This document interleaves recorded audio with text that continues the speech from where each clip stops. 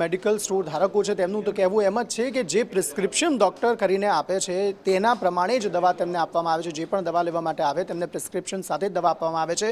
એટલે આ જ્યારે આરોગ્ય વિભાગ દ્વારા તપાસના આદેશ આપવામાં આવ્યા ત્યારે અલગ અલગ જગ્યાએથી તપાસ થઈ કે આ કફ સિરપ જે છે તે કોઈ વેચે છે કે નથી વેચતું। ખાનગી મેડિકલ સ્ટોર જે છે તેમાંથી પણ આ દવા વેચાય છે કે નથી વેચાતી, પરંતુ આ સમગ્ર મામલે સંચાલકો જે ખાનગી મેડિકલ સ્ટોર ધારકો છે તેમનું કહેવું છે કે પ્રિસ્ક્રિપ્શન વગર કોઈ પણ દવા આપવામાં નથી આવતી।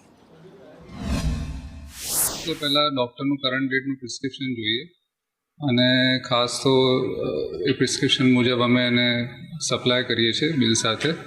અને જો ધારો કે કોઈ બી નાર્કોટિક કે શેડ્યુલ એચ ડ્રગ હોય છે તો એને અમે સાઇન સ્ટેમ્પ કરી તાકી એ જ પ્રિસ્ક્રિપ્શન એ બીજે લઈને કેરી ફોરવર્ડ કરીને પછી બીજેથી બી દવા લઈ શકે ને, એટલે અમે સાઇન સ્ટેમ્પ કરી સપ્લાયડનો સિક્કો મારી એની કોપી અમે રાખીએ છીએ અને બિલ સપ્લાય કરીએ છીએ। ડૉક્ટરના કરંટ ડેટના પ્રિસ્ક્રિપ્શન વગર કોઈ પણ દવા આપવાની નહીં અને કોઈ પણ એમ મોઢેથી આવીને માંગે કે ઓવર ધ કાઉન્ટર કે ભાઈ જે બી મેં કીધું નાર્કોટિક ડ્રગ હોય કે શેડ્યુલ એચ ડ્રગ હોય, स्ट्रिक्ट इंस्ट्रक्शंस है कि डॉक्टर ना करंट डेट ना प्रिस्क्रिप्शन वगैरह में दवा सप्लाई नहीं करिए। इसमें तो गलत चीज़ है क्योंकि हमको सिर्फ रखनी नहीं चाहिए बिना डॉक्टर के परमिशन के। अगर हम रखते हैं तो हमको ध्यान रखना चाहिए कि वो विदाउट प्रिस्क्रिप्शन ना बिके, क्योंकि जो सिरप है उसके डोज अलग अलग होते हैं।